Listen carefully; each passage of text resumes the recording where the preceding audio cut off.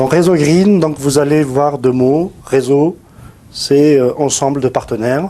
C'est cette idée-là qui revient dans le mot réseau pour nous. Et dans la partie green, c'est la partie environnementale. Le dirigeant de Réseau Green est aussi dirigeant d'une société d'informatique qui s'appelle SOS Micro. Et nous bénéficions de 5 années d'expérience d'SOS Micro et de l'ensemble des partenaires d'SOS Micro, qui est une société privée et qui travaille exclusivement dans l'informatique, tant bien sur la partie soft, logiciel, que la partie hard. Ils font aussi de la réparation pour des entreprises et pour des particuliers. Nous nous installons dans le reconditionnement et la redistribution du matériel informatique.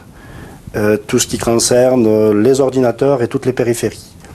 Et nous essayons de mettre bien sûr en place une démarche avec nos réseaux pour essayer de récolter le maximum de matériel informatique auprès aussi bien de particuliers que des collectivités et des réseaux qu'on connaît, des entreprises, etc., pour le reconditionner et le redistribuer à un ensemble de publics qui, entre guillemets, n'a pas suffisamment de finances pour acheter un matériel neuf.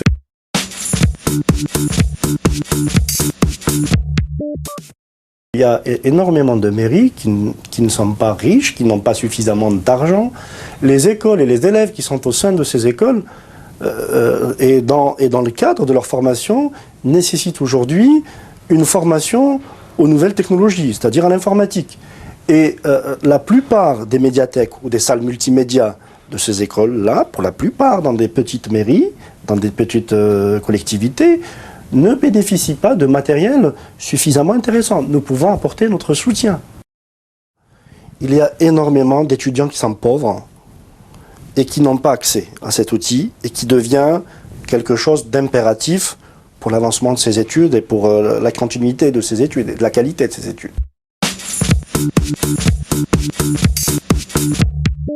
Réseau Green instaure effectivement une politique tarifaire pour l'acquisition de ce matériel. C'est une tarification qui va varier ou osciller entre 100 et 150 euros. Pourquoi?